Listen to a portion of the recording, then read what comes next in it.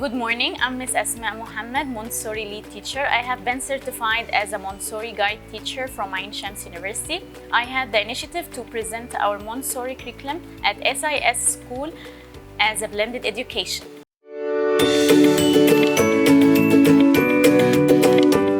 We have 5 rules of the route. Number 1, I sit side by side next to the child, rather than across the table. This allows the child to see the work from my point of view.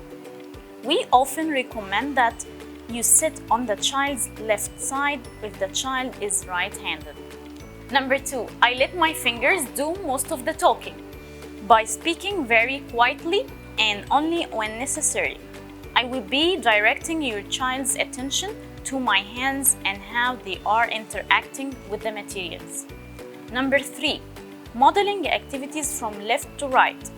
This is intentional. It prepares a child for reading and writing, which is also oriented from left to right. Number 4, I exaggerate my movements, especially regarding care of the materials. If I want my students to care for the work and not to be careless, I make sure that I also model this.